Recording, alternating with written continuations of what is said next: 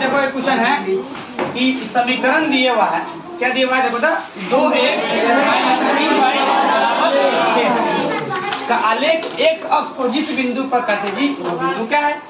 अब हमको समझना है x अक्ष है तो y का मान क्या होगा 0।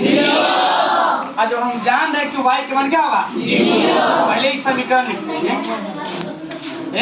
y क्या होगा 0, तो y के मान 0 रख दीजिए।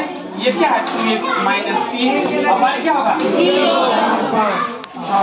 आप बताइए 0 में किसी भी अंक से गुना करने पर क्या आ जाएगा। आप बताइए क्या बच गया 2x।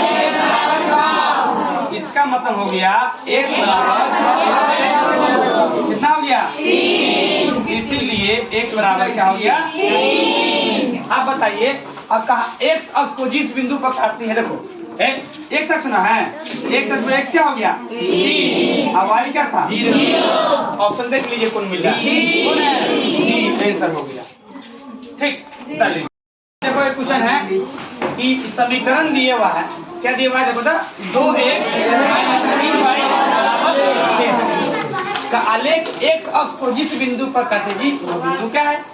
अब हमको समझना है x अक्ष है तो y का मान क्या होगा 0। और जब हम जान रहे हैं कि y का मान क्या होगा 0, पहले इस समीकरण लिख लीजिए y क्या होगा 0, तो y के मान 0 रख दीजिए। ये क्या है 2x - 3 और y क्या होगा 0। आप बताइए 0 में किसी भी अंक से गुना करने पर क्या आ जाएगा। आप बताइए क्या बच गया 2x।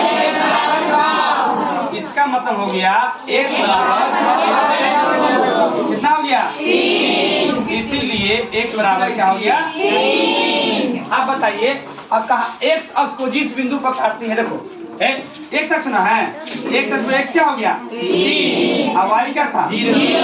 ऑप्शन देख लीजिए कौन मिल रहा है, आंसर हो गया। ठीक।